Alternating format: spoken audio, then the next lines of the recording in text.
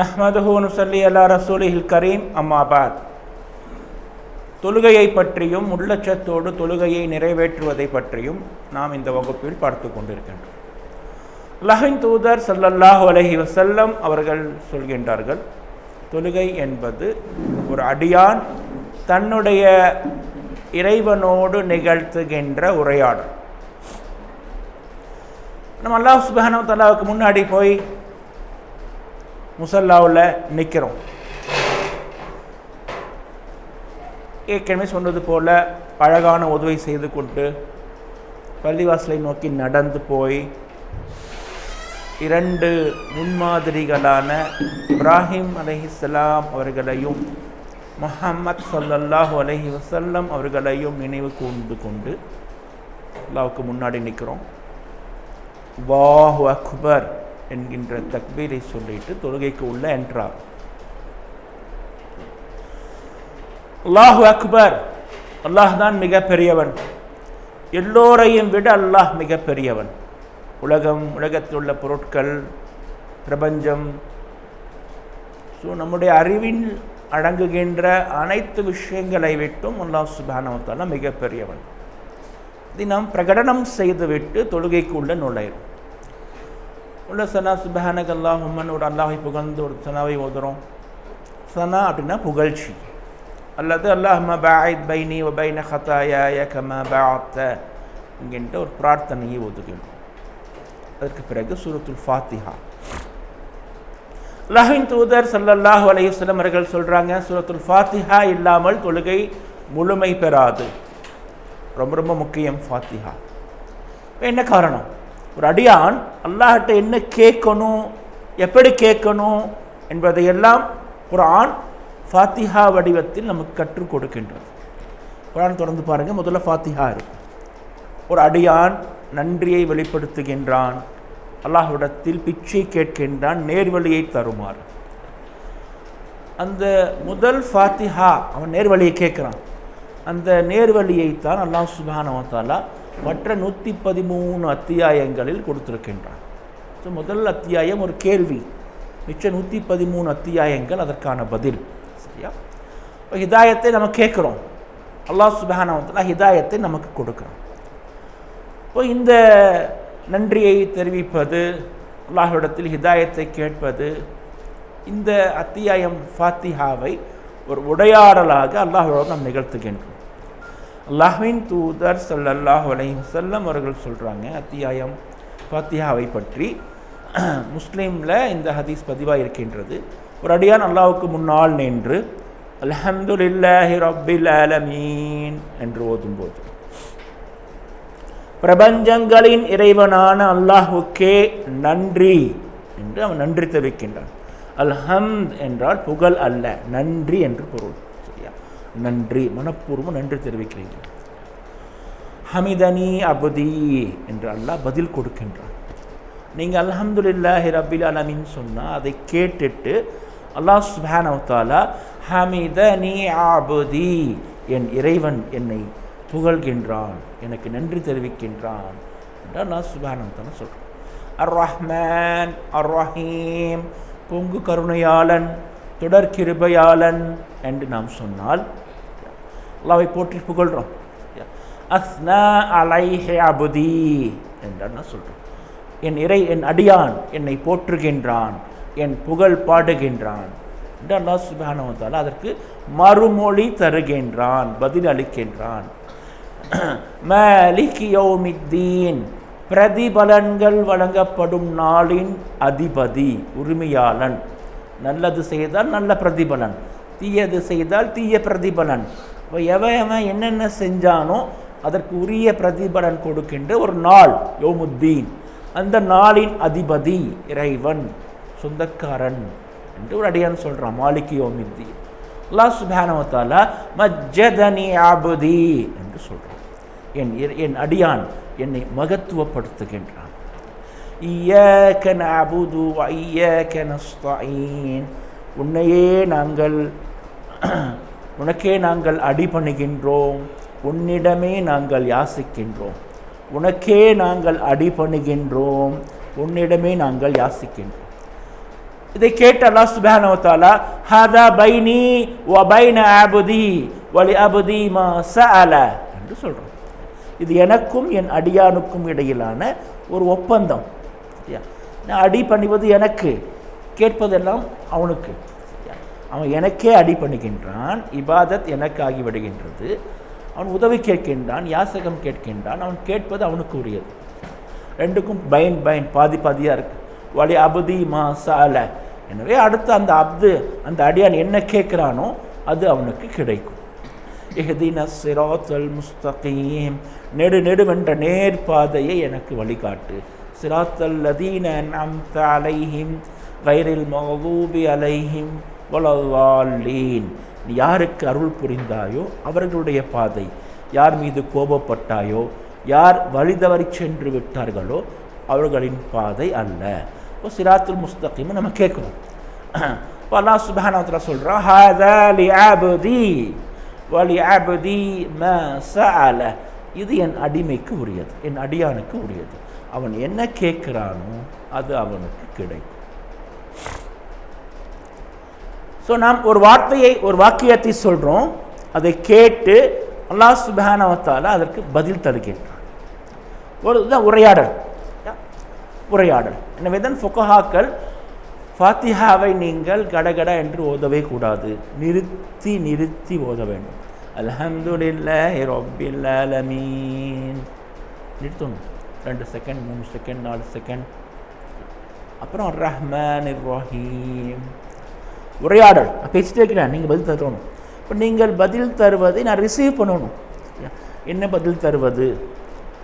அல்லாஹ் சுப்ஹானஹு வ தஆலா நமக்கு பதில் தருகின்றான். ஒரு பரவசமான தொழுகை, ஆத்மார்த்தமான தொழுகை, அங்கீகரிக்கப்பட்ட தொழுகை, அல்லாஹ்வால் ஏற்றுக்கொள்ளப்பட்ட தொழுகை என்னவென்றால், அல்லாஹ் சுப்ஹானஹு வ தஆலா நமக்கு பதில் கொடுப்பதை நாம் உணர வேண்டும்.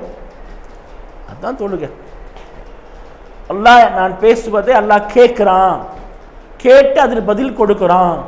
ஒரு 40 வருஷம் நான் தொழுதுகிட்டே இருக்கிறேன், ஒரு முறை கூட அல்லாஹ் சுப்ஹானஹு வ தஆலா என்னோடு இப்படி பேசுவதை நான் ஃபீல் பண்ணவே இல்லை அப்படின்னாக்க என்ன அர்த்தம் யோசிச்சு பாருங்க. அல்லாஹ் சுப்ஹானஹு வ தஆலா நான் பேசுவதை கேட்டு பதில் தருவதை என்னால் உணர முடியவில்லை என்றால் என்ன பொருள்? அல்லாஹ் பதிலே கொடுத்துருக்க மாட்டான். அல்லாஹ்வுடைய கவனத்தை ஈர்க்கும் விதத்தில் நம்மால் அந்த உரையாடலை நிகழ்த்தியிருக்கவே முடியாது. தொழுகை என்பது அல்லாஹ்வோடு நிகழ்த்துகின்ற ஒரு உரையாடல் அப்படிங்கிறதே நம்ம நம்புறதில்லை, நமக்கு தெரியறதில்லை. எப்படி உரையாடணும் அப்படிங்கிற அந்த ஒழுக்கம் நமக்கு கற்பிக்கப்படலை. அப்படி கடகடன் ஓதிட்டே வர்றோம். அல்லாஹ்வோடு நிகழ்த்துகின்ற உரையாடல். அல்லாஹ்வுக்கு முன்னாடி போய் நில்லுங்க, அல்லாஹ்வுக்கு முன்னாடி போய் நிற்கிறீங்க, அல்லாஹ்வுக்கு முன்னால் நிற்கின்றோம். இது முக்கியமான விஷயம். ஸோ இது பாருங்கள், இது உடல் சார்ந்த வார்த்தை சார்ந்த விஷயம் இல்லை, இது முழுக்க உள்ளம் சார்ந்த சிந்தனை சார்ந்த விஷயம். நம் அழகான ஒழுவை பற்றி பார்த்தோம். அல்லாஹ்வின் தூதர் ஸல்லல்லாஹு அலைஹி வஸல்லம் ஒரு அழகான தொழுகையை பற்றி நம்ம சொல்லித்தர்றாங்க. அழகான தொழுகை. ஜிப்ரீல் அலைஹிஸ்ஸலாம் அவர்கள் வந்து அல்லாஹ் தூதருக்கு முன்னால் உட்கார்ந்து சில கேள்விகளை கேட்குறாங்க. ஹதீஸ் ஜிப்ரீல், அந்த ஹதீஸ் ரொம்ப ஃபேமஸான ஹதீஸ். அதில் அல்லாஹ்வின் தூதரிடம் இஹ்சான் என்றால் என்ன, செயல்களை அழகான முறையில் நிறைவேற்றுவது, அதுதான் இஹ்சான். இஹ்சான்னா என்ன? அல்லாஹ்வின் தூதர் ஸல்லல்லாஹு அலைஹி வஸல்லம் சொல்றாங்க, உங்கள் இறைவனை நீங்கள் நேரில் பார்ப்பது போல தொழுக வேண்டும், இபாதத் செய்ய வேண்டும். இதுதான் ஃபர்ஸ்ட் கிரேட். உங்கள் இறைவனை நீங்கள் நேரில் பார்ப்பது போல தொழுக வேண்டும். அப்படி முடியல, அந்த அளவுக்கு உங்களை டெவலப் பண்ண முடியல என்றால், இறைவன் என்னை பார்த்து கொண்டிருக்கின்றான் என்ற உணர்வோடு தொழுக வேண்டும். இது அடுத்த ஆப்ஷன். ரெண்டு தான். ஒன்று அப்படி தொழு, இல்லைன்னா இப்படி தொழு. இந்த ரெண்டு நிலையை தவிர ஒரு மூன்றாவது நிலை இல்லவே இல்லை. இதுதான் இஹ்சான் என்பதுக்கு அர்த்தம். அழகான முறையில் இபாதத் செய்வது என்றால் நாம் இறைவனை பார்ப்பதை போல தொழுக வேண்டும், அல்லது இறைவன் நம்மை பார்த்து கொண்டிருக்கின்றான் என்கின்ற உணர்வோடு தொழுக வேண்டும். நல்லா ஆழமாக யோசிச்சு பாருங்க. நம்ம ஒரு கடையில் வேலை பார்த்துட்டு இருக்கிறோம், நம்ம இந்த மாதிரி காலேஜில் உட்காந்துருக்கிறோம், நாம் நம்முடைய ஆசிரியரை நம்முடைய முதலாளியை பார்த்துட்டே இருக்கிறோம். நம்முடைய முதலாளியை நாம் நேரில் கண்களுக்கு முன்னால் பார்த்து கொண்டிருக்கும் பொழுது நம்முடைய வேலையில் கண்ணும் கருத்துமாக இருப்போம், கவனம் சிதற விட மாட்டோம், தேவையில்லாமல் வெட்டி பேச்சு பேசிகிட்டு இருக்க மாட்டோம். சரியா? என்ன வேலை கொடுக்கப்பட்டதோ அந்த வேலையை செய்யாமல் வேறு ஏதோ வேலைகளை செஞ்சுட்டு இருக்க மாட்டோம், செல்ஃபோன் பேசி கொண்டிருக்க மாட்டோம். சரியா? ஏன்னா முதலாளி முன்னாடி உட்காந்துருக்கிறார், ரொம்ப கவனமாக உட்காந்துருக்கும். முதலாளி இல்லை, இன்ச்சு வெளியில் போயிட்டார், ஆனால் அவர் கேமரா நம்ம பார்த்துட்டே இருக்கிறாரு, அவர் பார்க்க நமக்கு தெரியுது, நம்ம அவரை பார்க்க முடியறதில்ல, ஆனால் அவர் நம்மளை பார்த்துட்டே இருக்கார். அப்பவும் ஏறக்குறைய இதே நிலையில் தான் இருப்போம். ரொம்ப கவனமாக இருப்போம், அப்போ ரொம்பவும் கவனமாக இருப்போம், இப்போ கொஞ்சம் கவனம் கம்மியாக இருக்கும், அவ்வளோதான். ஆனால் நாம் செய்ய வேண்டிய வேலையை செய்யாமல் வேறு வேலைகளை செஞ்சிட்ருக்க மாட்டோம். இப்போ இறைவனை நாம் பார்ப்பது தான் முதல் நிலை, உன்னத நிலை, உயர்ந்த நிலை. இறைவனை நாம் நம்முடைய கண்களால் பார்ப்பதை போல தொழுக வேண்டும். அது முடியல, அது சாத்தியப்படலை, இறைவன் நம்மை பார்த்து கொண்டிருக்கின்றான். இதுதான் இஹ்சான், அழகான முறையில் இபாதத் செய்வது. அல்லாஹ்வுக்கு முன்னாடி போய் நிற்கிறீங்க, முதல்ல நாம் அல்லாஹ்வுக்கு முன்னாடி நிற்கிறோம். தொழுகை என்னன்னு நினைக்க ஒது பண்ணிட்டீங்க, சீக்கிரம் ஒது பண்ணிட்டீங்க, அல்லாஹ் அக்பர் தக்பீர் காட்டிட்டீங்க, தொழுக ஆரம்பிச்சிட்டீங்க. இப்போ நிற்பது, ஓதுவது, திக்ர் செய்வது, ருக்கு செய்வது, இதெல்லாம் தொழுகை. அந்த ஃபீலிங்,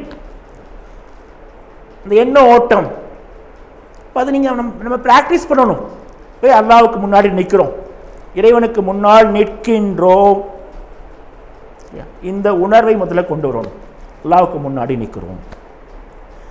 சரியா என்ன சொல்லுது பாருங்க, ஃபர்லு தொழுகைக்கு மட்டும் நீங்கள் பள்ளிக்கு போகாதீங்க. தொழுகை ஃபர்லு தொழுகைக்கு முன்னாடி ஒரு 10 நிமிஷத்துக்கு முன்னாடி, 1/4 மணி நேரத்துக்கு முன்னாடி பாங்கு தர்றாங்க.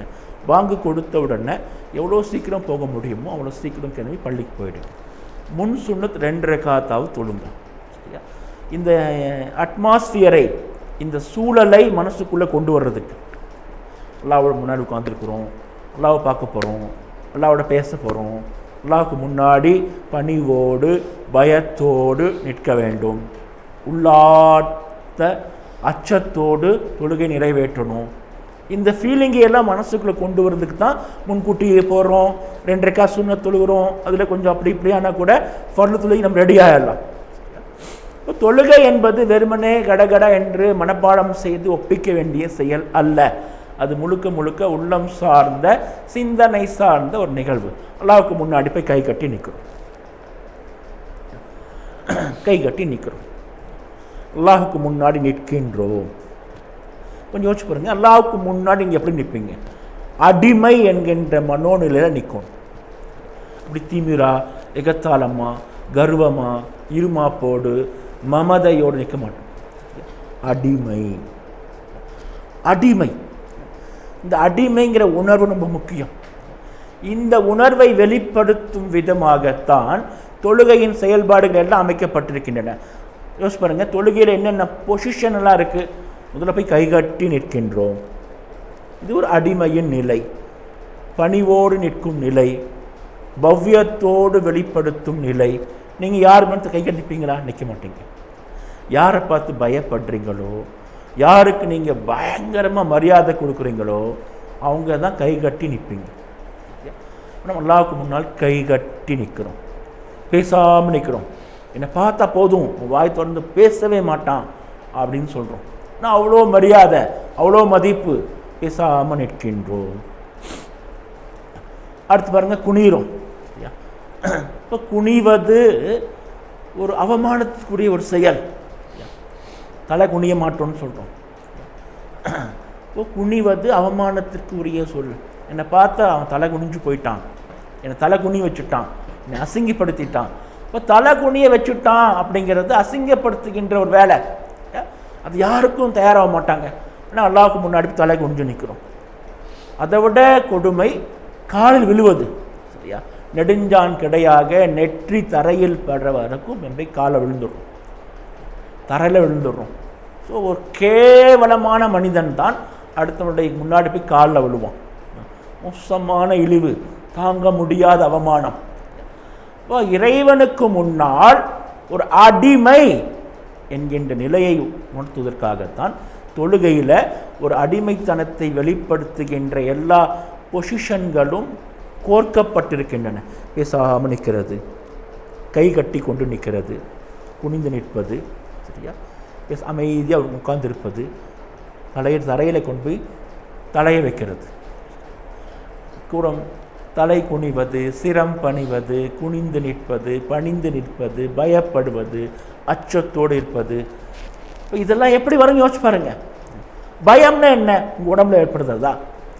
சும்மா அப்படி கை கட்டி நிற்கிறீங்க, இது பயம் இல்லை.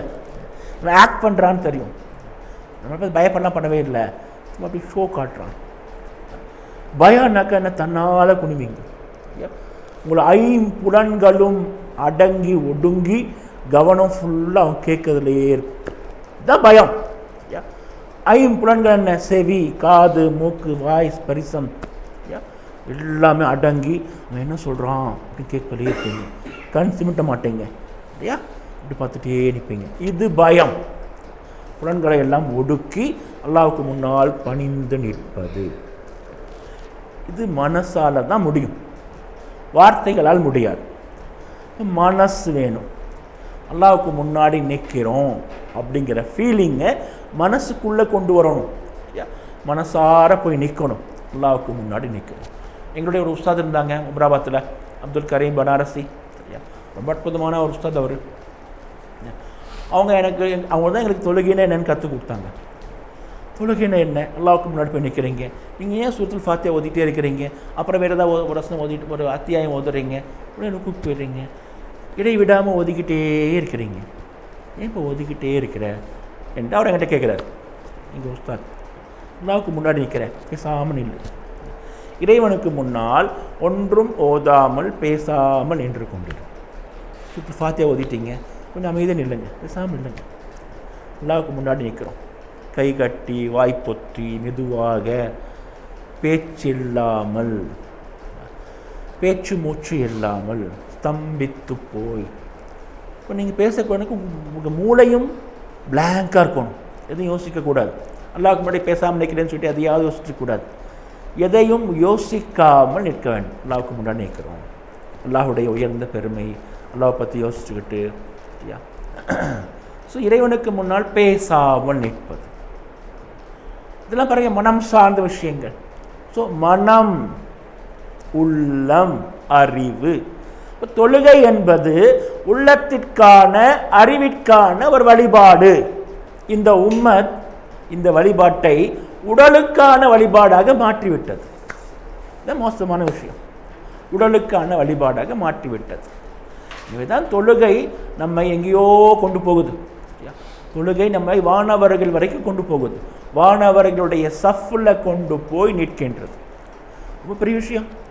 ஒரு சஹாபி இருந்தாங்க, அல்லாஹ்வின் தூதர் ஸல்லல்லாஹு அலைஹி வஸல்லம் அவங்களுக்கு அப்படி 2-3 நாள் அவங்க ஃபாலோ பண்ணிட்டே வர்றாங்க, பின்னாடி வந்து ஏதோ கேட்க வர்றாங்க, கேட்க மாட்டேங்கிறாங்க. அப்போது அல்லாஹ்வின் தூதர்கிட்ட ஒரு முறை கேட்குறாங்க, அல்லாஹ்வின் தூதரே, எனக்கு ஒரே ஒரு ஆசை இருக்குது. என்ன ஆசை? இங்கே எப்படி நான் உங்களை பார்த்துட்டே இருக்கிறேன், உங்கள் கூடவே இருக்கிறேன், இதே மாதிரி சொர்க்கத்திலையும் நான் உங்கள் கூடவே இருக்கணும், உங்களை பார்த்துட்டே இருக்கணும். அல்லாஹ்வின் தூதர் ஸல்லல்லாஹு அலைஹி வஸல்லம் அவர்கள் உடனே அது பதில் சொல்லலை. என்னப்பா நீ பெரிய கேள்வி கேட்குற, இவ்வளோ பெரிய கேள்வி கேட்குற, இதுக்கு நான் எப்படி பதில் தர்றது? வாய்ப்பு இல்லை, சாத்தியமே இல்லை, சாத்தியமே இல்லை. அல்லாஹ்வின் தூதரோடு இந்த உலகத்தில் கூட இருந்து பழகி நட்பை பேணியவர்களால் கூட மறுமையில் சொர்க்கத்தில் அல்லாஹ்வின் தூதர் ஸல்லல்லாஹு அலைஹி வஸல்லம் அவர்களோடு இருக்க முடியாது. இதுதான் யதார்த்தம், ஃபேக்ட். இன்னும் மக்கள் சொர்க்கத்தின் நபிகளால் யாரோ அப்படின்னு போஸ்ட் அடித்து ப்ரோக்ராம்லாம் பண்ணுறாங்க, சரியா? சான்ஸே கிடையாது. யதார்த்தம் என்ன என்பதை நம்ம உணர்ந்து கொள்ள வேண்டும். நீங்கள் ஒரு மிகப்பெரிய நல்லடியார், அவுலியா ஸ்டேஜில் இருக்கிறீங்கன்னு வச்சுக்கோங்க. நீங்கள் அத்தனை பேருமே அல்லாஹ்வால் அங்கீகரிக்கப்பட்ட அவுலியா ஸ்டேஜில் இருக்கிறீங்க, மிக நல்ல அடியாராக இருக்கிறீங்க. மறுமை நாளில் பை சான்ஸ் தடாகத்தில் போய் நீங்கள் நீரை பெற்றுக்கொள்ளும் பொழுது பை சான்ஸ் ஒரு தற்செயலாக அல்லாஹ்வின் தூதர் இடத்தில் நீங்கள் நீரை பெற்றுக்கொண்டால் உண்டு. அல்லாஹ்வின் தூதர் தலைமையில் ஆயிரக்கணக்கான வானவர்கள் நீரை கொடுத்துட்டே இருப்பாங்க. சரியா, நமக்கு எங்கேயாவது நீர் கிடைக்கும், தண்ணி கிடைக்கும் இன்ஷா அல்லாஹ். நீங்கள் ரொம்ப ஹை லெவலில் இருக்கிறீங்கல்ல, அல்லாஹ்வின் தூதர்கிட்ட அந்த கவுண்டரில் போய் நிற்பீங்களான்னு சொல்ல முடியாது.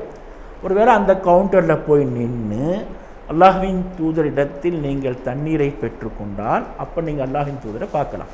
சரியா, அல்ல அந்த பக்கத்து கவுண்டர்லையோ அல்ல அந்த பக்கத்து கவுண்டர்லையோ நீங்கள் தண்ணி பெற்றுக்கொள்ளும் பொழுது அல்லாஹ்வின் தூதர் அங்கே தண்ணி கொடுத்து கொண்டு நீங்கள் பார்க்க முடியும். கண்களால் பார்க்க மட்டும் தான் முடியும்.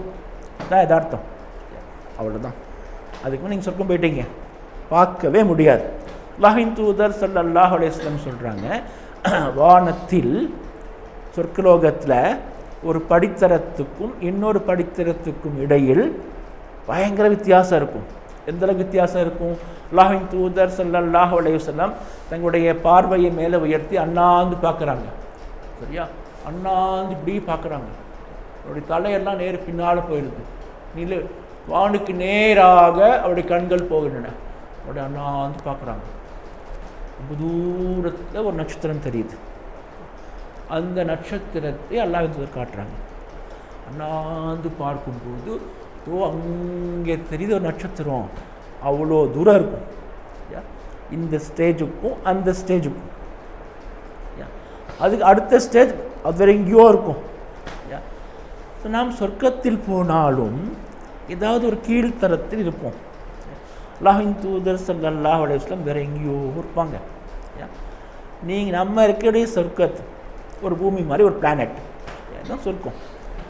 ஸோ இந்த பூமியை நீங்கள் சுற்றி வந்தாலும் நபிமார்களையும் பார்க்க முடியாது, சஹாபாக்களையும் பார்க்க முடியாது, தாபீன்களையும் பார்க்க முடியாது. நம்ம கேட்டகரி மக்களை தான் நம்ம பார்க்க முடியும். அடுத்த கேட்டகரி மக்களை பார்க்கவே முடியாது. அதுதான் யதார்த்தம். இந்த யதார்த்தத்தை கூட இன்றைய இந்த தாயிகளுக்கு, பிரச்சாரகர்களுக்கு, உலமாக்களுக்கு தெரிவதில்லை.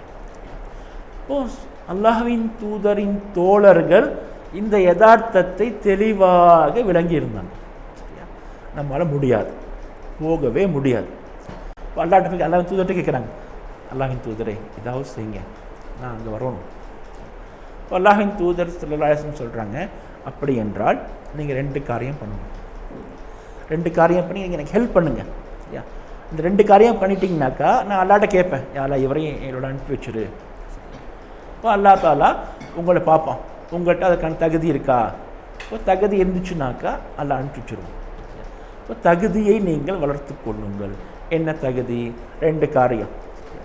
சலாமை பரப்புங்கள், அஃஷு சலாம. மக்கள் எல்லாம் தூங்கிக் கொண்டிருக்கும் பொழுது எழுந்து நின்று தொழுங்கள். 2 காரியம். இந்த 2 காரியத்தையும் ஒரு மனிதனால் செய்யவே முடியாது. சலாம் சொல்வது ஒரு மனிதனை உளப்பூர்வமாக ஷரியா எதிர்பார்க்கின்ற சலாமை சொல்லவே முடியாது. நம்ம இன்னொரு கிளாஸில் பார்ப்போம். மக்கள் எல்லாம் அஸ்ஸலாமு அலைக்கும் சொல்கிறது ரொம்ப ஈஸியான ஒர்க் நினச்சிட்டு இருக்காங்க. ஒரு மனிதனால் நல்ல மூமினாக தன்னை மாற்றிக்கொள்ள முடியாத ஒரு மூமினால் சலாம் கூட சொல்ல முடியாது. இது யதார்த்தம். இப்போ தொழ வேண்டும். அது எப்போ தொழுகணும்? மக்கள் எல்லாம் உறங்கிக் கொண்டிருக்கும் பொழுது நீங்கள் தொழ வேண்டும். இப்போ இந்த தொழுகையின் மூலமாகத்தான் நம்ம அங்கே போய் சேர முடியும். ஏன் சொர்க்கத்திற்கு? என்ன காரணம்? யோசிச்சு பாருங்க. தொழுகை என்பதை அல்லிகா என்று ஷரியா சொல்லுது. இறைவனோடு நிகழ்த்துகின்ற சந்திப்பு. லிகான சந்திப்பு, முலாகாத் சந்திப்பு. மறுமையில் அல்லாஹ்வை சந்திக்க போகிறோம். ஸோ இங்கே அல்லாஹ்வை சந்திக்க முயற்சித்தவர்கள், அல்லாஹ்வுடைய சந்திப்பில் இன்பம் கண்டவர்கள், அல்லாஹ்வுடைய சந்திப்பை மிக அழகாக நிறைவேற்றியவர்களுக்கு அந்த சந்திப்பு மிக எளிதாக கிடைக்கும். இறைவனோடு நிகழ்த்துகின்ற இந்த சந்திப்பை ஆர்வத்தோடும் அக்கறையோடும் அழகாகவும் செம்மையாகவும் சிறப்போடும் செய்தவர்களுக்கு அந்த சந்திப்பு எளிதாகவும் ஈஸியாகவும் அமையும். சரியா? அல்லாஹ்வின் தூதரோடு நாம் இருக்கின்ற ஒரு வாய்ப்பும் நமக்கு கிடைக்கும். வாய்ப்பை பாருங்கள், ஷரியா வாய்ப்பை எல்லோருக்கும் பரவலாக வைத்திருக்கின்றது. எல்லோருக்கும் பரவலாக வாய்ப்பு, சஹாபாக்களுக்கு மட்டும் இல்லை, உங்களுக்கும் கிடைக்கும். அல்லாஹ்வின் தூதரோடு சேர்ந்து இருப்பதற்கான வாய்ப்பு உங்களுக்கும் கிடைக்கும். கஷ்டப்படுங்க, சரியா? கஷ்டப்படுங்க. நீங்கள் பங்களா கட்டணும் ஆசைப்படுறீங்க, பங்களா கட்ட வேண்டும் என்று ஆசைப்பட்டால் என்ன செய்வது? யோசிச்சு பாருங்கள். மாதம் 20,000 ரூபா சம்பளத்துக்கு வேலைக்கு போனால் பங்களா கட்ட முடியுமா? வாய்ப்பே இல்லை, சரியா? இப்போ வேலையை விட்டுறணும், நீங்கள் தொழில் செய்யணும், சரியா? இரவும் பகலும் கஷ்டப்படணும். ஸோ உங்களுக்கு என்ன வேண்டும் என்று நீங்கள் தீர்மானிக்கின்றீர்களோ அதற்கு தேவையான உழைப்பை நீங்கள் கொடுத்துட்டே இருக்கணும். என்னால் சுபுவே தொழுக முடிய மாட்டேங்குது, தஹஜ்ஜுத் தொழுகையில் லைஃப்பில் வாய்ப்பே கிடையாது. அப்போ நம்ம இந்த மாதிரி ஆசைலாம் படக்கூடாது. சொர்க்கம் போகணும், அல்லாஹ் தூதரை பார்க்கணும், இதெல்லாம் முடவன் கம்புத்து எனக்கு ஆசைப்பட்ட மாதிரி. தொழுகையே மாட்டேங்கிறோம், நம்மளுடைய தொழுகையே சரியா இல்லை. தொழுகையை சரிப்படுத்துங்கள். ஆசைப்படுவதாக இருந்தால் பெருசுக்கு தான் ஆசைப்படணும். ஒரு சஹாபி துவா கேட்டிருக்காரு, யா அல்லாஹ் எனக்கு சொர்க்கத்தை கொடு. அல்லாஹ்வின் தூதர் கவுண்டர் பண்ணுறாங்க, இப்போ கேட்குறது தான் கேட்குற, நீ சொர்க்கத்தை கொடுன்னு கேட்குற, ஜன்னத்துல் ஃபிர்தௌஸை கொடுன்னு கேளு, ஜன்னத்துல் ஃபிர்தௌஸை கொடுன்னு கேளு. உயர்ந்த இடத்துக்கு ஆசைப்படுவது, அதற்காக முயற்சிப்படு. மலை ஏறணும் என்று ஆசைப்படுபவன், அதற்காக கடுமையாக முயற்சி பண்ணுறவன் பாதி மலையாவது ஏறுவான். யோசிச்சு பாருங்கள், பாதி மலையாக ஏறிடுவான். மலை ஏறணும்னு சொல்லி ஆசைப்படுறான், வெறியோடு இருக்கிறான், அதாவது பயங்கரமாக ப்ராக்டிஸ் பண்ணுறான், அடிக்கடி கயிறுலாம் போட்டு ஏறுறான், மேலே உடம்புல ஹவாமம் பண்ணிக்கிறான், உணவெல்லாம் மாற்றிட்டான், சரியா? பயங்கர பிஸ்காக்குறான். அவன் மலை ஏறும் போட்டியில் பாதி மலையாவது ஏறிடுவான், இல்லையா? அல்லா ஜெயிச்சிருவான் அவன். ஒருத்தன் மலை ஏறாட்டியும் பரவாயில்ல, அடிவாரம் வரைக்கும் போனால் போதும் அப்படின்னு நினைக்கிறான். அடிவாரம் வரைக்கும் போனால் போதும்னு நினைக்கிறவன் என்ன ப்ராக்டிஸ் எடுப்பான்? யோசிச்சு பாருங்கள், ஒரு ப்ராக்டிஸும் எடுக்க மாட்டான், அடிவாரத்துக்கும் போக மாட்டானா இல்லையா? போகவே மாட்டான், வீட்டில் தூங்கிடுவான். அப்போது ஒரு விஷயம் நமக்கு வேண்டும் என்று முடிவு செய்து விட்டால் ஹை லெவலில் வேணும். ஹை லெவலில் நீங்கள் காலையில் எழுந்திரிச்சு கூடை எடுத்துட்டு காய்கறி வாங்கிறதுக்காக மார்க்கெட்டுக்கு போகிறீங்க. டெய்லி காலையில் 4 மணிக்கு எழுந்திரிச்சு மார்க்கெட்டில் அப்போ தான் உழவர்கள்லாம் சந்தை இறக்குவாங்க. 4 மணிக்கு எழுந்திரிச்சு குடிச்சு ரெடி ஆகிட்டு மொத்தலாம் கழுவிட்டு பை எடுத்துட்டு நேராக மார்க்கெட்டுக்கு போகிறீங்க. ஒரு 2 மணி நேரம் திரும்பி வர்றீங்க, ஒன்றும் வாங்குறதே இல்லை, வெறும் குவியோட வர்றீங்க. மறுநாள் காலையில் போகிறீங்க, ஒன்று வாங்குறது திரும்ப வர்றீங்க. இது பைத்தியக்காரத்தனமான செயல். காய்கறி சந்தைக்கு போனவன் கத்திரிக்காயாவது வாங்கிட்டு வரணும். கத்திரிக்காயை கூட வாங்காமல், ஒரு வெண்டைக்காய் கூட வாங்காமல் வெறும் கூடையோடு திரும்பி வரவன் என்ன நினைக்கிறேன்? வெட்டி பயா. காலை 4 மணிக்கு எந்திரிச்சு மூஞ்சி கைகாலம் கழுவிட்டு கூடை எடுத்துக்கிட்டு வண்டி எடுத்து ஸ்டார்ட் பண்ணிவிட்டு மார்க்கெட்டுக்கு போகிறான். அப்படியே 2 மணி கடையெல்லாம் சுற்றி பார்த்து ஒன்று வாங்காமல் திரும்பி வந்துடுறோம். நம்ம அதான் வாங்கிட்டு இருக்கிறோம். டெய்லி கால் சுபு தொழுகிறோம், லோஹர் தொழுகிறோம், அசர் தொழுகிறோம், மகரிப் தொழுகிறோம், இஷாவையும் தொழுதுடுறோம், சரியா? அது கொஞ்சம் போய் பாருங்கள், ஜமாத்தோடு தான் தொழுகணும், சரியா? இல்லை தொழக்கூடாதுன்ட்டு ஜமாத்தோடு தான் தொழுகிறான். வண்டி எடுத்துகிட்டு பள்ளிவாசலுக்கு போய் ஜமாத்தோடு தொழுகிறான், பயங்கர பெர்ஃபெக்டாக தொழுகிறான்னு நினைக்கிறான். ஒன்றுமே கிடைக்கிறது இல்லை. 5 வேளை பள்ளிக்கு போயிட்டு வரான், சரியா? பார்த்தா அவன் கூடல ஒன்றுமே இல்லை, கூட காலியாக இருக்கு. என்ன காரணம் பாருங்க? அவன் துவாலாம் மனப்பாடம் பண்ணுறான், சுருத்துக்களை எல்லாம் மனப்பாடம் பண்ணுறான், கரெக்டாக பர்ஃபெக்டாக நின்று தொழுகிறான். கையை எங்கே வைப்பது, காலை எங்கே வைப்பது, விரலை எங்கே வைப்பது, எல்லாத்தையும் கரெக்டாக இருக்கான். மனசை எங்கே வைக்கிறது அவனுக்கு தெரியல. மனசை எங்கே வைக்கிறது? மனசை வீட்டிலையே வச்சுட்டு போயிடும். மனசை வீட்டில் வச்சுட்டு போயிடுறான். இல்லை கடையில் இருக்குது மனசு, இல்லை வேறு எதாவது பொம்பளைகிட்ட இருக்குது, இல்லையா? அவனுக்கு மொபைலில் இருக்குது மனசு வேறு எங்கேயோ இருக்குது. மனசு 4 3 பிச்சு அங்கேயும் வச்சிடுறாங்க. மனசே இல்லாமல் அல்லாஹ்க்கு முன்னாடி போய் நிற்கிறாங்க, வெறும் கூடையோடு திரும்பி வர்றாங்க. அல்லாஹ்வின் தூதர் ஸல்லல்லாஹு அலைஹி வஸல்லம் அப்படின்னு சொல்கிறாங்க, ஒரு மனிதன் தொழுகின்றான் என்றால் மிக குறைந்த நபர்களுக்குத்தான் தொழுக முழுசாக கிடைக்குது. 100%. கொஞ்சம் பேர்த்துக்கு பாதி தான் கிடைக்குது. கொஞ்சம் பேர்த்துக்கு 1/3 33% தான் கிடைக்குது. கொஞ்சம் பேர்த்துக்கு 4/4 25% தான் கிடைக்குது. கொஞ்சம் பேருக்கு 10/1 தான் கிடைக்கின்றது, 10% தான் கிடைக்கும். கொஞ்சம் பேர்த்துக்கு அதுவும் கிடைக்கிறது. இப்போ நம்மளோட தொழுகை எப்படிங்க பாருங்க. அல்லாஹ்வுக்கு முன்னாடி போய் நின்று தொழுகிறோம், ஒரு தொழுகையை முறையாக நிறைவேற்றும். அதில் 10% பெனிஃபிட் ஃபாய்தா கூட, ஆதாயம் கூட நமக்கு கிடைக்கிறது இல்லை. 10% கூட கிடைக்கல. யோசிச்சு பாருங்கள். காய்கறி மார்க்கெட் போனீங்க, ஒரு 500 ரூபா தாளை எடுத்துகிட்டு போனீங்க, ஒரு 50 ரூபாய்க்கு கூட, ஒரு 5 ரூபாய்க்கு கூட நீங்கள் ஒன்றுமே வாங்காமல் திரும்பி வந்துட்டீங்க. 10% பெனிஃபிட் கூட நமக்கு கிடைக்கல, வெறும் கையோடு திரும்பி வந்துடும். என்ன காரணம்? நம் மனசை கொண்டு போகிறதே இல்லை. மனசை எங்கேயோ விட்டுட்டு போயிடுறோம். வெறும் கையோட, வெறும் மனசோடு போய் அல்லாஹ்வுக்கு முன்னாடி நிற்கிறோம், கடகடன்னு தள்ளுறோம், திரும்பி வந்துடும். இப்போ தொழுகை என்பது மறுபடியும் நம்ம சொல்லிக்கிட்டே இருக்கிற விஷயம், தொழுகை என்பது மனதால் நிறைவேற்றப்பட வேண்டிய ஒரு இபாதத். மனசு இல்லை என்றால் தொழுகவே முடியாது. அந்த தொழுகை வேஸ்ட்டு. நீங்கள் தொழுகாமலே இருக்கலாம். நீங்கள் தொழுதாலும் ஒன்றும் பிரயோஜனம் கிடைக்க போகிறது இல்லை. நீங்கள் அப்படியே போய் தொழுதாலும் இவன் தொழுகவே இல்லை அப்படின்னு தான் ரெக்கார்டில் எழுத போகிறாங்க. மனசோட போய் அல்லாஹ்வுக்கு முன்னாடி நிற்கணும். தொழுகைக்கு என்ன காரணம்? என்ன வேணும்? மனசு வேண்டும்.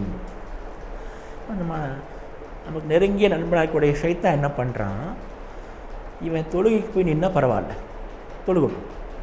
இவன் காலையோ, கையையோ, விரலையோ, வாக்கையோ, நாக்கையோ, தொப்பியோ எங்கேயோ வச்சுட்டு போயிட்டோம். இவங்ககிட்ட மனசு இருக்கக்கூடாது. அதில் அவன் கேர்ஃபுல்லாக இருக்கிறான், ரொம்பவும் தெளிவாக இருக்கிறான். எனவே தான் தொழுகைக்காக நாம் தக்பீர் கட்டியவுடன் அவன் ஓடி வந்து உட்கார்ந்துறான். எங்கே? நம்முடைய உள்ளத்தில் உட்கார்றான். உட்கார்ந்து நாம் மறந்து போன விஷயங்கள், முக்கியமான காரியங்கள், நாம் செய்ய வேண்டிய திட்டங்கள், இந்த மாதிரி எல்லா விஷயங்களையும் நினைவுபடுத்தணும். வயசு பசங்களாக இருக்கிறீங்க, உங்களுடைய வாழ்க்கையில் அன்னைக்கு காலையில் வெளியே போகும்போது வரும்பொழுது நீங்கள் எங்கேயாவது அந்நிய பெண்களை பார்த்துருப்பீங்க. அந்நிய பெண்களின் சில பாகங்கள் உங்கள் கண்களில் பட்டிருக்கும், எதேர்ச்சியாக பட்டிருக்கும். இப்போது அந்த சீனை தொழுகையில் போய் நிற்கும் பொழுது ஷைத்தான் உங்களுக்கு கவனத்துக்கு கொண்டு வருவான். அந்த பொண்ணு பார்த்தோமே, பைக்கு உட்காந்து போயிட்டு இருந்தாலே, அந்த நினைப்பு வரும், அந்த காட்சி முன்னால் வரும். நீங்கள் அதான் சரி, ஐயோ தப்பு அப்படின்னு முடிவு பண்ணுவீங்க. ஆனால் அதுக்குள்ளே உங்கள் தொழுகை தாரமாக போயிருக்கும். உங்களுக்கு தேவையில்லாத விஷயங்கள், உங்கள் தொழுகையை பாதிக்கும் காரியங்கள், இதையெல்லாம் அங்கே ஞாபகத்துக்கு கொண்டு வருவோம். இந்த தொழுகையில் அந்நிய பெண்களின் காட்சிகள் நம்முடைய கவனத்துக்கு வரும் என்று அல்லாஹ்வின் தூதரே ஸல்லல்லாஹு அலைஹி வஸல்லம் சொல்லியிருக்காங்க. அல்லாஹ்வின் தூதர் ஸல்லல்லாஹு அலைஹி சொல்கிறாங்க, நீங்கள் ஒரு அந்நிய பெண்ணை பார்க்கிறீர்கள், அந்நிய பெண்ணின் பார்வைப்படக்கூடாத இடங்கள் உங்கள் கண்களுக்கு தெரிகின்றன. இப்போ நீங்கள் உடனே அந்த பார்வை திருப்பிக்கிறீங்க, பார்க்கறது இல்லை. எதேச்சியாக பட்டாலும் பேசாமல் வந்துக்கிறீங்க, கண்ணை முடிக்கிறீங்க, டைவர்ட் ஆகிடுறீங்க. அல்லாஹ்வின் தூதர் சொல்கிறாங்க, ஒரு அழகான பெண்ணின் அழகான உறுப்புகள் உங்கள் கண்களில் படும் பொழுது நீங்கள் பார்வையை தாழ்த்தி கொண்டால் தொழுக நிற்கும் பொழுது ஈமானின் சுவையை உணரலாம். தொழுக நிற்கும் பொழுது ஈமானின் சுவையை உணரலாம். நீங்கள் கண்ணுக்கு முன்னாடி பார்க்கும்போது நீங்கள் டைவர்ட் ஆகிட்டீங்க, பார்க்கல. மறுபடியும் அந்த சீனை கொண்டு வந்து ஷைத்தான் உங்களுக்கு காட்ட முடியாது. நீங்கள் நேரடியாக பார்க்கும் வாய்ப்பு கிடைத்த பொழுதே அதை பார்ப்பதில் நீங்கள் கவனம் செலுத்தலை, நீங்கள் உங்களை கட்டுப்படுத்திட்டீங்க. அப்போ அந்த நினைப்பை ஷைத்தான் கொண்டு வரவே முடியாது, வாய்ப்பே இல்லை. ஷைத்தான் வந்து அடிபடுறான். இப்போ ஷைத்தான் இந்த காட்சிகளை எல்லாம் கொண்டு வருவான். இப்போ பாருங்கள், தொழுகையில் போய் நின்னா நம்ம ஆல்ரெடி சொல்லியிருக்கிறோம் போன கிளாஸில், 2 பேரை ஞாபகம் வச்சுக்கணும். ஒன்று அபுல் அன்பியா இப்ராஹிம் அலைஹிஸ்ஸலாம், அல்லாஹ்வின் தோழர் இப்ராஹிம் அலைஹிஸ்ஸலாம். இன்னொன்று அல்லாஹ்வின் நேசர் முஹம்மது ஸல்லல்லாஹு அலைஹி வஸல்லம். மூன்றாவதாக இன்னொரு ஆளை நினச்சிக்கணும், நம்முடைய எதிரி ஷைத்தான். ஸோ நம்மளுடைய எதிரி ஷைத்தானையும் நினச்சிக்கிட்டு தான் தொழுகைக்குள்ளே போகணும். நான் இப்போ தொழுகு போய் நிற்கிற நாள் இருக்கா, தொழுக போகிறேன், இந்த 4 ரக்காத் தொழுகையை எப்படியாவது கொலாப்ஸ் பண்ணணும் என்று ஷைத்தான் பயங்கரமான முயற்சி பண்ண போகிறான். அவனுடைய வேலையே அதுதான். அவனுடைய வேலையே அதுதான். இப்போ நீங்கள் நம்ம ஷைத்தான்ட்ட பேசுகிறோம், நீ என்ன பண்ணாலும் சரி என்னுடைய தொழுகையை நான் பாழாக்க அனுமதிக்க மாட்டேன், நான் தொழுகை தான் போகிறேன். 4 ரக்காத் பர்ஃபெக்டாக நின்று தொழுக போகிறேன், அவனால் முடிஞ்சு செய். இப்போ ஷைத்தானோட பேசணும், நீங்கள் நான் உன்னை அனுமதிக்க மாட்டேன், உனக்கு இடம் கொடுக்க மாட்டேன், நீ முடிந்ததெல்லாம் செய். இப்போ ஷைத்தானை நினைவுபடுத்தி கொண்டு அவனோட உரையாடல் நிகழ்த்தி கொண்டு உள்ளே போகணும். ஃபஸ்ட்டு அவன் வர வர வர பார்த்தீங்களா உங்களுக்கு உட்கார்றதுக்கு, அவனால் வந்தால் உங்கள் உள்ளத்தில் உட்காரவே நான் முடியக்கூடாது, நீங்கள் அவனை அலோவே பண்ணக்கூடாது. பர்ஃபெக்டாக போய் சனா ஓதிட்டு அல்லாஹோடு நீங்கள் உரையாட ஆரம்பிச்சிட்டிங்க, அல்ஹம்துலில்லாஹி ரப்பில் ஆலமீன், அப்படியே உள்ளத்தில் நன்றி பெருக்கோடு அந்த வார்த்தைகளை ஒவ்வொரு எழுத்தை உச்சரிக்கிறீங்க, அல்ஹம்துலில்லாஹி ரப்பில் ஆலமீன். அப்படியே சிந்தனைகள் வழியாக அந்த வார்த்தைகளெல்லாம் ஊடுருவி அப்படியே உணர்வுகள் நெஞ்சத்திலிருந்து வெளிப்பட்டு அப்படியே வார்த்தைகள் வெளிவருது. இப்போ அல்லாஹ் உங்களை கவனத்தோடு பார்க்கிறான். ரொம்ப சிம்பிள். நீங்கள் ஓதுவதை, நீங்கள் பேசுவதை அல்லாஹ் கவனத்தோடு பார்த்து கொண்டிருந்தால் ஷைத்தானால உள்ள ஆன்ட்ரே ஆக முடியாது. ஆன்ட்ரே இல்லை. அல்லாஹுடைய கவனத்தை உங்களை நோக்கி நீங்கள் ஈர்த்து விட்டால் உங்கள் பக்கத்து ஷைத்தான் வரவே மாட்டான், வரவே மாட்டான் ஷைத்தான். சரியா? அல்லாஹுடைய கவனம், இவன் என்னடா பண்ணிட்டு இருக்கிறான் வீணா போன பையன் அப்படின்ட்டு உங்களை விட்டு அல்லாஹுடைய கவனம் திரும்பி விட்டால் ஷைத்தான் வந்துடும். அல்லாஹுடைய கவனம் நம்மை விட்டு அகலவே கூடாது. பயங்கர எச்சரிக்கை இருக்கணும். அல்லாஹுடைய கவனம் நம்மை விட்டு அகலவே கூடாது. நாம் மிக தெளிவாக இருக்க வேண்டும். ஒரு நிமிஷம், ஒரு செகண்ட் கூட அகலக்கூடாது. அல்லாஹ்வுக்கு முன்னால் ஒவ்வொரு வார்த்தையும் நெஞ்சிலிருந்து உச்சரிக்க வேண்டும். பாருங்க, நம்ம அரபி மொழி தான் ஓதுறோம். நம்ம என்ன ஓதுறோங்கிறது மேட்டரே கிடையாது. எவ்வளவு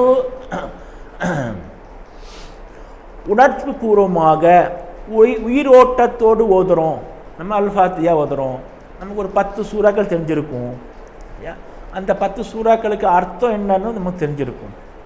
நம்ம இன்னும் அல் பக்ராவையோ அல் இம்ரானையோ அந்த சூரத்துல் கஸஸையோ ஷூராவையோ ஓத போகிறதில்லை. நமக்கு தெரிஞ்ச சின்ன வசனங்கள் தான் ஓத போகிறோம். அதுக்கு என்ன அர்த்தம் நமக்கு தெரியும். ஸோ நம்ம ஓத நிற்கும் பொழுது அலம் நஷ்ரஹ் லக ஸத்ரக் நமக்கு தெரியும், அப்படியே அர்த்தம் தெரியும். சரியா? இந்த அர்த்தத்தை மனசில் கொண்டு வரும். அப்படியே அதை யோசிக்கும் ஒரு வார்த்தையை ஓதும்போது. அலம் தர கைஃப ஃபஅல ரப்புக பி அஸ்ஹாபில் ஃபீல், யானைக்காரர்களோடு அல்லாஹ் எப்படி நடந்து கொண்டான் என்று உங்களுக்கு தெரியாதா? அந்த யானைப்படை, அந்த நினைவுகள் பாருங்க, என்ன நீங்கள் யோசிக்கிறீங்க. அப்போ நம்முடைய கவனம், நம்முடைய பார்வை, நம்முடைய சிந்தனை எல்லா அல்லாஹ்வின் தூதர் ஸல்லல்லாஹு அலைஹி வஸல்லம் அவர்கள் பிறப்பதற்கு சில ஆண்டுகளுக்கு முன்பாக மக்காவில் நடந்த அந்த போரை நோக்கி போயிடுச்சு. இந்த கவனம் ஃபுல்லாக அங்கே இருக்குது. ஒவ்வொரு நாம் இதுவாக ஓதுறோம். அலம் யஜ்அல் கைதஹும் ஃபீ தத்லீல் ஓதுறோம். நாம் என்ன ஓதுகின்றோம் என்பதை அறிவு யோசிக்கின்றது, அதை உணர்ந்து அதனால் நமக்கு கிடைக்கின்ற படிப்பினைகளை எல்லாம் அசை போட்டு உள்ளம் பார்க்கின்றது. இப்போ உணர்வும் எண்ணங்களும் சிந்தனையும் அறிவும் உள்ளமும் எல்லாம் கலந்து இந்த வார்த்தைகளை வெளியிடுகிறது. இப்போ நீங்கள் பயங்கர அட்டென்ஷனாக இருக்கிறீங்க, ரொம்ப அட்டென்ஷனாக இருக்கிறீங்க. அப்படியே ஒவ்வொரு வார்த்தையாக ஓதுறீங்க. ஓதிட்டு ருக்குக்கு போகிறீங்க. அல்லாஹு அக்பர். ஸோ உங்களுடைய நிலை ரொம்ப அற்புதமான ஒரு நிலை. அல்லாஹுடைய கவனம் முழுக்க உங்கள் மீது இருக்கின்றது. நீங்கள் அப்படியே ஒளியில் ஜொலித்து கொண்டிருக்கிறீங்க. ருக்குக்கு போகிறீங்க. சுப்ஹான ரப்பியல் அதீம். ருக்குக்கு போனோன்னு சுப்ஹான ரப்பியல் அதீம் சுப்ஹான ரப்பியல் சொல்லி எந்திரிச்சிடும். போகணும், முதல்ல போங்க, எந்திரிக்கிறது அப்புறம். முதல் ருக்குவுக்கு போய் செட்டில் ஆகிக்கிங்க. அல்லாஹ் சொன்னாங்க, முதல்ல ருக்குவுக்கு போங்க. ருக்குவுக்கு போய் செட்டில் ஆகிருங்க. சரியா? அல்லாஹ்வுக்கு முன்னாடி தலை குனிஞ்சு நிற்கிறோம். இந்த உணவு தான் முக்கியம். அல்லாஹ்வுக்கு முன்னாடி தலை குனிந்து நிற்கின்றோம். இறைவா, நான் உனக்கு முன்னாடி தலை குனிஞ்சு நிற்கிறேன். நான் வேறு யாருக்கும் தலை குனிய மாட்டேன். தலை குனிவதாக இருந்தால் உனக்கு முன்னால் மட்டும்தான் குனிவி. இறைவா, வேறு யார் முன்னாடியும் என்னை தலை குனிய வைத்திடாதே. உங்களுடைய உணர்வுகளை வெளிப்படுத்துங்க. ஒவ்வொரு முறை ஒவ்வொரு ரக்காத்தில் நீங்கள் தலை குனியும் பொழுதும், இறைவா உனக்கு முன்னால் மட்டும்தான் தலை குனிகிறேன், சாகும் வரைக்கும் உனக்கு முன்னால் மட்டும்தான் தலை குனிய வேண்டும், வேறு யாருக்கு முன்னாடியும் தலை குனியுமாறு என்னை வச்சிடாதே. அதனால் சொல்லுங்கள். சொல்லிட்டு அல்லாஹ்வுக்கு முன்னாடி தலை குனிஞ்சு நிற்கிறீங்க. சுப்ஹான ரப்பியல் அதீம். அல் அதீம் மாட்சிமை, மேன்மை, மகத்துவம், பயங்கரமான கிரேடு. உலகத்தில் உள்ள எல்லா கௌரவம், எல்லா கிரேடு, எல்லா இஸ்ஸத்துகளையும் ஒன்றாக சேர்த்திங்கனாக்கா அதுக்கு பேர் அதீம், அஸ்மத். ஸோ எல்லாம் அல்லாஹ்ட்ட தான் இருக்குது. சுப்ஹான ரப்பியல் அதீம், சுப்ஹான ரப்பியல் அதீம்.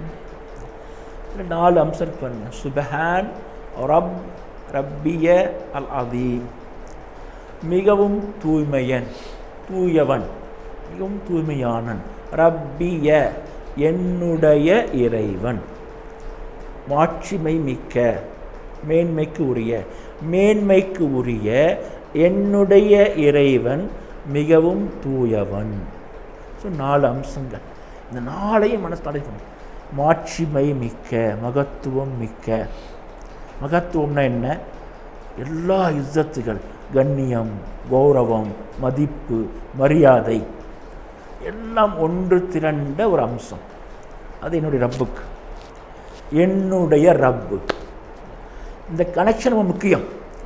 என்னுடைய ரப்பு, என்னுடைய மகன், என்னுடைய நண்பன் தான், என்னுடைய அப்பா. இந்த ரிலேஷன்ஷிப் நீங்கள் அழுத்தமாக சொல்கிறீங்க. ஏன்னா அவன் பயங்கரமான ஆள், என்னுடைய பையன் இல்லையா, உங்கள் பையன் பயங்கரமாக கோல்டு மெடல் வாங்கிட்டான், என்னுடைய பையன்டா. அந்த என்னுடைய எவ்வளோ வெயிட் இருக்கும், எவ்வளோ அழுத்தம் இருக்கும். என்னுடைய ரப்பு. ஏன் என்னுடைய ரப்பு? உலகத்தினுடைய கண்ணியம், கௌரவம், அதிகாரம், செல்வாக்கு, ஆட்சி, மகத்துவம், மேன்மை எல்லாம் அல்லாஹ்ட்ட தான் கொட்டி கிடக்கு. என்னுடைய ரப்பு. இவ்வளவு மகத்துவத்துக்கும் மாண்புக்கும் உரிய என்னுடைய ரப்பு மிக தூய்மையானவன், மிக மிக தூய்மையானவன், மிக மிக தூய்மையானவன். அர்த்தம். குர்ஆன் 2 வித தூய்மையை பற்றி பேசுது. சுப்ஹானல்லாஹி அம்மா யசிஃபூன். இறைவன் என்று மக்கள் என்னெல்லாம் சொல்லிக் கொண்டிருக்கின்றார்களோ, கதைகள், புராணங்கள், இதிகாசங்கள், கற்பனை கதைகள், இது எல்லாவற்றையும் விட்டு அல்லாஹ் தூய்மையானவன். கடவுள் என்ற பெயரால் உலக மக்கள் நம்பிக்கொண்டிருக்கின்ற கட்டுக்கதைகளை விட்டு அல்லாஹ் பரிசுத்தமானவன். இது ஃபர்ஸ்ட் அம்சம். ரெண்டாவது, சுப்ஹானல்லாஹி அம்மா யுஷ்ரிகூன். சுப்ஹானல்லாஹி அம்மா யுஷ்ரிகூன். கடவுள் என்று அல்லாஹோடு சேர்த்து யார் யாரையோ மக்கள் நினைக்கிறாங்க. சிலைகளை, மரச்சிலைகளை, தெய்வங்களை, நடமாடும் தெய்வங்களை, மனிதர்களை, தலைவர்களை, அரசியல்வாதிகளை, அதிகார சக்திகளை, பாராளுமன்றங்களை, சட்டமன்றங்களை, கோட்பாடுகளை, சித்தாந்தங்களை, இதுக்கெல்லாம் இறையாண்மையை கொடுத்து வச்சுக்கிறாங்க. ஸோ இந்த மனிதன் யார் யாருக்கெல்லாம் இறையாண்மை கொடுத்திருக்கின்றானோ அந்த எல்லா இறையாண்மைகளை விட்டும் அல்லாஹ் பரிசுத்தமானவன். இது வாக்கு மூலம். அல்லாஹ்வுக்கு முன்னாடி நின்று நாம் தருகின்ற வாக்கு மூலம். ருக்கு என்பது வெறும் சுப்ஹான ரப்பியல் அலா என்பதை 3 முறை உச்சாரணம் செய்கின்ற நிலை அல்ல. நம்முடைய சிந்தனை அங்கே வேலை செய்யணும். யா ரப்பே, என்னுடைய ரப், நீ மிக மிக பரிசுத்தம்.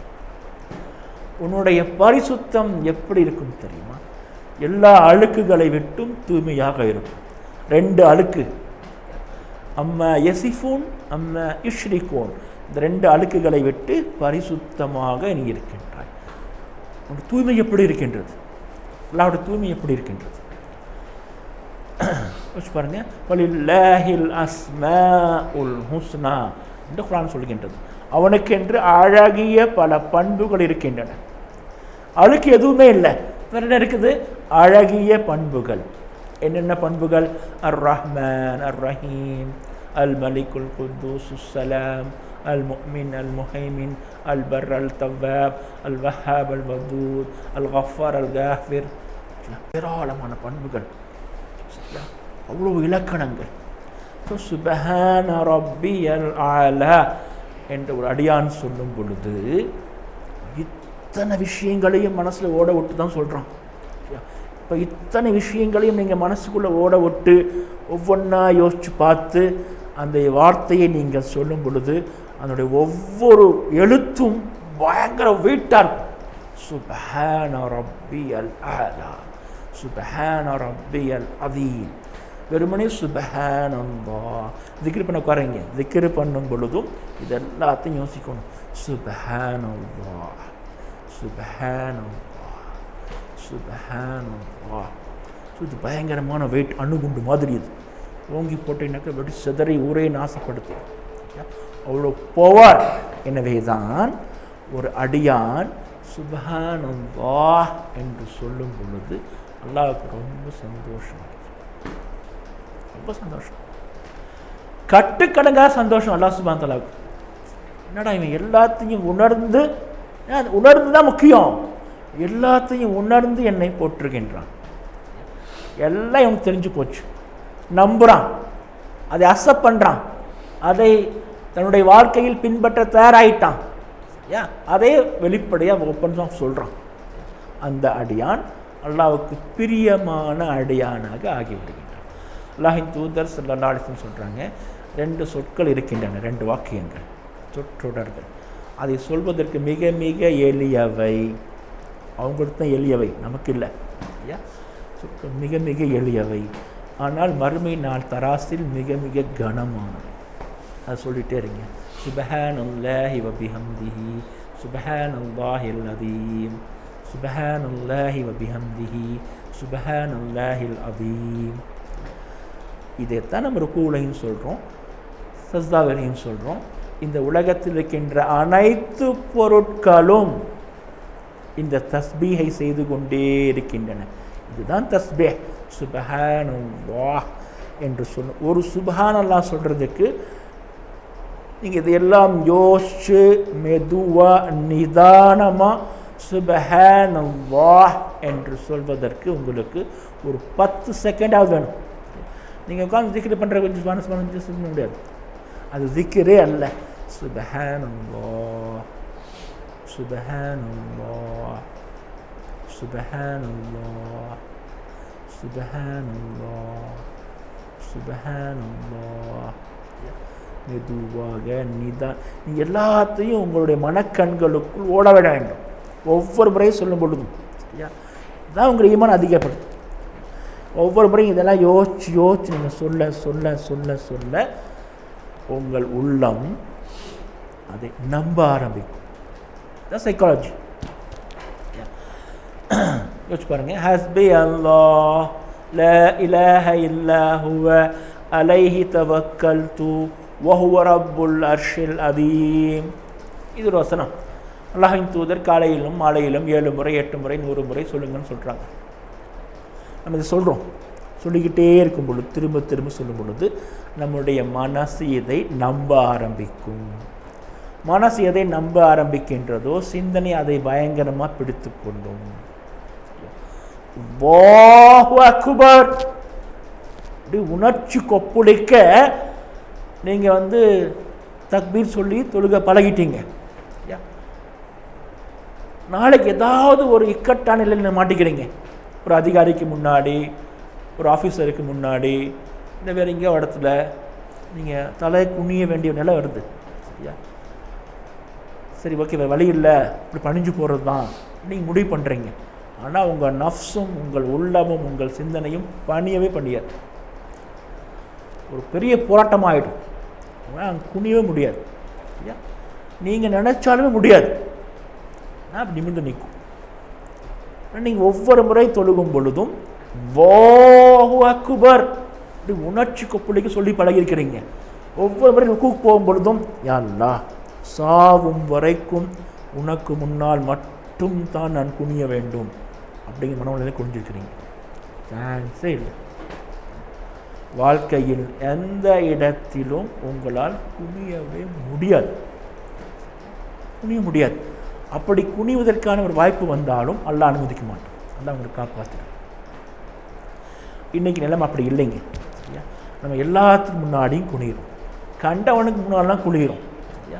குனிஞ்சு குனிஞ்சு குனிஞ்சு குனிஞ்சு குனிஞ்சு நம்ம முதுகே குனிஞ்சு தான் கிடக்குது. எல்லாத்துக்கு முன்னாடியும் குனிகிறோம், அல்லாஹ்வுக்கு முன்னாடியும் குனிகிறோம். இது குனிவதே இல்லை. எவனுக்கு முன்னாடியும் குனியக்கூடாது. குனிவதாக இருந்தால் அல்லாஹ்வுக்கு முன்னாடி மட்டும்தான் குனியணும். அதுக்கு பேர் தான் ருக்கு. எவனை பார்த்தாலும் குனிகிறது, பேர குனிஞ்சிடறான். எவனை பார்த்தாலும் குனிகிறான், எதுக்குத்தாம பயப்படுறான், அல்லாஹ்விட்டையும் குனிகிறான். இது ருக்குவே இல்லை. யா மரியம் இருக்காய் ராக்கியின், மரியம் அலைஹிஸ்ஸலாத்தை பார்த்து அல்லாஹ் சுப்ஹானஹு சொல்கிறான், குனிபவர்களோடு சேர்ந்து நீயும் குனி. அங்கே மட்டும்தான் குனியணும், வேற எங்கேயும் குனிக்கூடாது. தவாஃபுக்கு மட்டும் இல்லைங்க. பாருங்க, ஒருத்தர் எந்த கோயிலை பார்த்தாலும் தவாஃப் பண்ணுறான். சரியா? காபத்துல்லாவுக்கு போயும் தவாஃப் பண்ணுறான். நீங்கள் தவாஃப் சொல்வீங்களா? யோசிச்சு பாருங்கள். ஒருத்தர் சந்தன மாரியம்மன் கோயிலில் தவாஃப் பண்ணுறான், அந்த பக்கம் போனால் அந்த செல்வ விநாயகர் கோயிலையும் தவாஃப் பண்ணிக்கிறான், அங்கே போனாலும் தவாஃப் பண்ணுறான். சரியா? ஒரு லிங்கத்தை பார்த்து தவாஃப் பண்ணிடுறான். வருஷம் வருஷம் உம்ரா போய் அங்கேயும் தவாஃப் பண்ணுறான். இது தவாஃப் ஆகுமா? தவாஃப் ஆகும். நம்ம எல்லாத்துக்கு முன்னாடி குனிகிறோம். ஒரு ஐஎஸ்காரனை பார்த்தா குனிகிறோம், ஒரு போலீஸ்காரனை பார்த்தா குனிகிறோம். எல்லாத்துக்கும் மனசுக்குள்ளே நிறைய பேர் குனிஞ்சுக்கிட்டே இருக்கும், இது ஒன்றும் ஆகக்கூடாது ஒன்றும் ஆகக்கூடாதுன்னு சொல்லிட்டு. எவனை பார்த்தாலும் குனிகிறோம், அல்லாஹ்வுக்கு முன்னாடியும் குனிகிறோம். இது ருக்கு ஆகுமா? ஆகாது. ருக்குவை ருக்குவாக செய்ய வேண்டும். ருக்குவா செய்யணும்னாக்கா இன்னும் என்னெல்லாம் பண்ணணும் என்பதை பற்றி சரியாக காண்பிக்கின்றது. நம் நாளைக்கு அதை பார்ப்போம் இன்ஷா அல்லாஹ். ஆகிருக்காங்க.